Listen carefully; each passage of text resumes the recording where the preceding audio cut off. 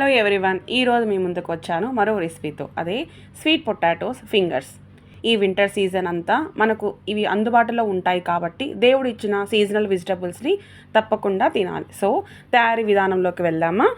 ముందుగా గెంచుగడ్డలను బాగా కడిగి ఉడికించుకోవాలి. ఉడికిన వాటిని ఇలా ప్రక్కన తీసుకొని కాసేపు చల్లారనివ్వాలి, లేదంటే చెయ్యి కాలుతుంది కదా, అందుకని. అన్నింటికి తోలు తీసి ఒక పెద్ద బౌల్లోకి తీసుకొని మెత్తగా చిదమాలి.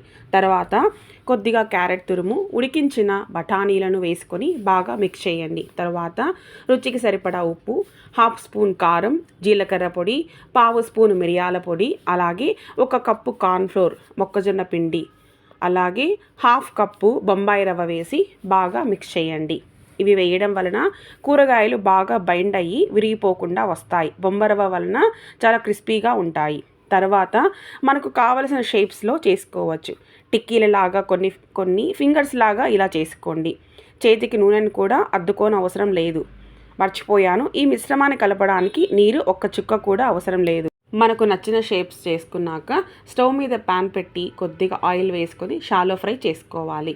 మంట మీడియంలో ఉండాలి. సిమ్లో ఉంటే ఆయిల్ పీల్చుకుంటాయి. పెద్ద మంట అయితే లోపల వరకు సరిగా కుక్ అవ్వవు.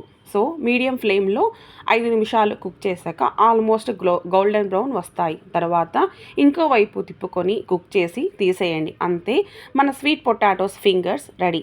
వేడివేడిగా ఇలా ప్లేట్లో అందరికీ సర్వ్ చేసి మీరు తినండి, అందరి చేత తినిపించండి. చూసారా, పైన క్రిస్పీగా లోపల సాఫ్ట్గా బాగా వచ్చాయి.